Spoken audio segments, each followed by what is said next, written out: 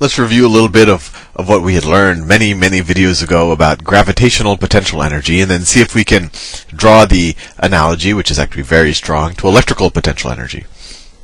So what did we know about gravitational potential energy? If we said this was the surface of the Earth, and we don't have to be on Earth, but it makes visualization easy. We could be anywhere that has gravity, and the potential energy would be due to the gravitational field of that particular mass. But let's say this is the surface of the Earth. We learned that if we have some mass m up here, some mass m, and that the gravitational field at this area, or at least the gravitational acceleration is g, or 9.8 meters per second squared, and it is h, we could say, I guess, meters, but we could use any units.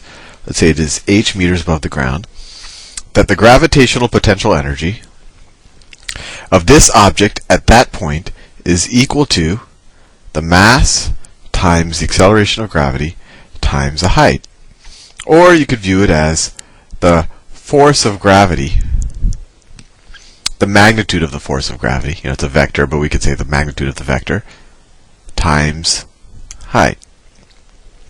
And so what is potential energy? Well, we know that if something has potential energy, and if nothing's stopping it, we just let go, that energy, well, at least with gravitational potential energy, the object will start accelerating downwards, and a lot of that potential energy, and eventually all of it, will be converted to kinetic energy.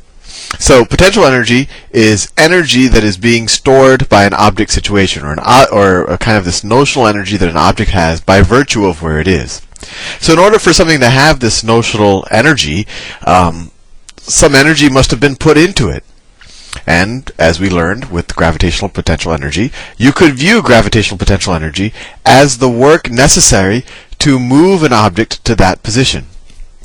Now, if we're talking about, work to move something to that position or whatever, we always have to think about, well, move it from where? Well, when we talk about gravitational potential energy, we're talking about moving it from the surface of the Earth. Right? And so how much work is required to move that same mass, let's say it was here at first, to move it from a height of 0 to a height of h? Well, the whole time, the Earth, or the force of gravity, is going to be F sub g, right?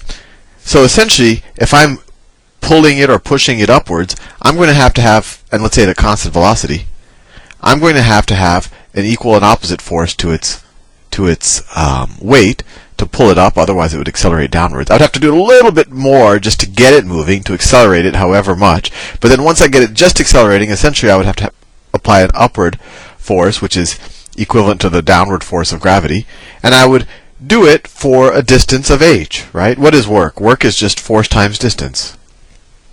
Force times distance, and it has to be force in the direction of the distance.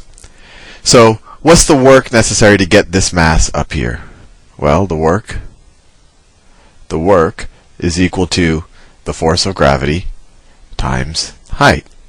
So it's equal to the gravitational potential energy. Now this is an interesting thing. Notice, we picked the reference point as the surface of the Earth. But we could have picked any arbitrary reference point. We could have said, well, from, 10 meters below the surface of the Earth, which could have been down here. Or we could have actually said, from a platform that's 5 meters above the Earth.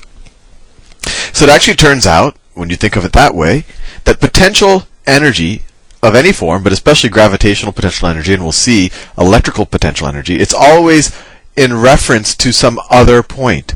So it's really a change in potential energy that matters.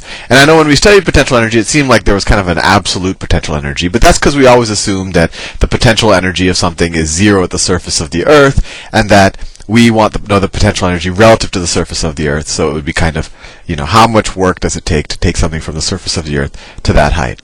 But really, we should be saying, well, the potential energy of gravity, like this statement shouldn't be, this is just the absolute potential energy of gravity. We should say this is the potential energy of gravity relative to the surface of the Earth is equal to the work necessary to move something, to move that same mass from the surface of the Earth to its current position. We could have said, we could have defined some other term that is,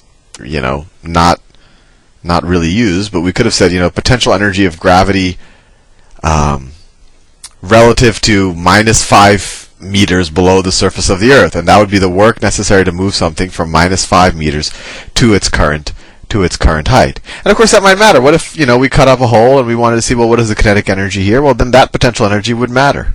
Anyway, so I just wanted to do this review of potential energy because now it'll make the jump to electrical potential energy all that easier, because you'll actually see it's pretty much the same thing. It's just the source of the field and the source of the potential is something different.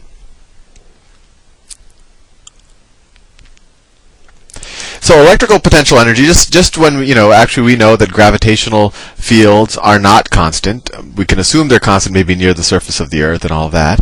But we also know that electrical fields aren't constant, and actually they have very similar formulas.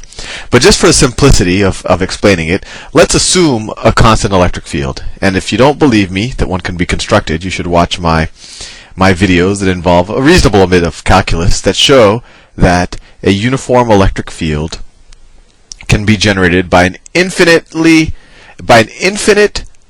uniformly charged plane. And let's say this is the side view of an infinite uniformly charged plane. And let's say that it's positively charged. Of course, you can never get a proper side view of an infinite plane because you can never kind of cut it because it's infinite in every direction. But let's say that this one is, and this is the side view. And so first of all, let's think about its electric field. Well, its electric field is going to point upward. And how do we know it points upward? Because the electric field is essentially what is, and this is just a convention, what would a positive charge do in the field? Well, if this plate is positive, a positive charge is going to want to get away from it. So we know the electric field points upward, and we know that it's constant, that, if these were field vectors, that they're going to be the same size, no matter how far away we get from the field. From the source of the field. And I'm just going to pick a number for the strength of the field. We actually proved in those fancy videos that I made on the uniform electric field of an infinite uniformly charged plane that we actually proved how you could calculate it. But let's just say that this electric field is equal to, I don't know, 5 newtons per coulomb. That's actually quite strong, but it makes the math easy. So my question to you is, how much work does it take to take a positive point charge? Let me pick a different color. Let's say this is the starting position. It's a positive, I don't know, 2 coulombs. Once again, that's a massive point charge, but where we want easy numbers. How much work does it take it to move that 2 coulomb charge, I don't know, 3 meters within this field? How much work? So we're going to start here and we're going to move it down towards the plate 3 meters, and its ending position is going to be right here. Right? That's where when it's done. How much work does that take? Well, what is the force of the field right here? What is the force exerted on this 2 coulomb charge? Well, electric field is just force per charge, right?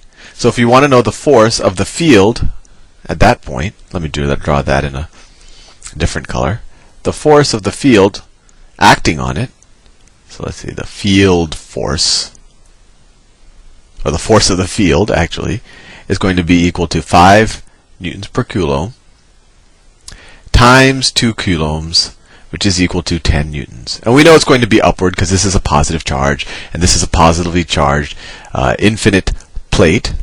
So we know this upward force of 10 newtons.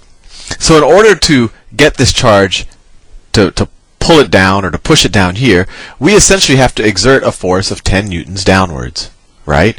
Exert a force of 10 newtons in the direction of the movement. And of course, just like we did with gravity, you have to maybe do a little bit more than that, just to accelerate a little bit, just so you have some net downward force. But once you do, you just have to completely balance the upward force. So just for our purposes, you have a 10 Newton force downward, and you apply that force for a distance of 3 meters. The work that you put to take this 2 coulomb charge from here to here is going to be equal to, 10 newtons, that's the force, times 3 meters. So the work is going to equal 30 Newton meters, which is equal to 30 joules, Right? A joule is just a Newton meter. And so we can now say, since it took us 30 joules of energy to move this charge from here to here, that within this uniform electric field, the potential energy of the charge here, relative to the charge being here. You always have to pick a point relative to where the potential is. So the electrical potential energy here relative to here, potential energy, and this is electrical potential energy, and you could say, P2 relative to P1. I'm using my made-up notation, but that gives you a sense of what it is equal to 30 joules. And how could that help us? Well, if we also knew the mass, let's say that this charge had some mass, we would know that if we let go of this object, by the time it got here, that 30 joules would be essentially, assuming it, none of it got transmitted to heat or resistance or whatever, we know that all of it would be kinetic energy at this point. So actually, we could work it out. Let's say that this does have a mass of, 1 kilogram.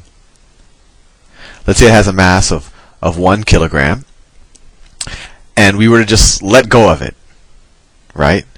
We were, we used some force to bring it down here, and then we let go. So we know that the electric field is going to accelerate it upwards, right? It's going to exert a upward force of 5 newtons per coulomb, and the thing's going to keep keep accelerating until it gets to this point, right? What's its velocity going to be at that point? Well, all of this electrical potential energy is going to be converted to kinetic energy. So essentially, we have 30 joules is going to be equal to 1/2 mv squared, right? We know the mass, I said, is 1. So we get 60 is equal to v squared. So the velocity is the square root of 60. So it's, 7 point, something meters per second. So if I just pull that charge down, it has a mass of 1 kilogram, and I let go, it's just going to accelerate and be going pretty fast once it gets to this point. Anyway, I'm 12 minutes into this video, so I will continue in the next. But hopefully that gives you a sense of what electrical potential energy is, and really it's no different than gravitational potential energy. It's just the source of the field is different. See you soon.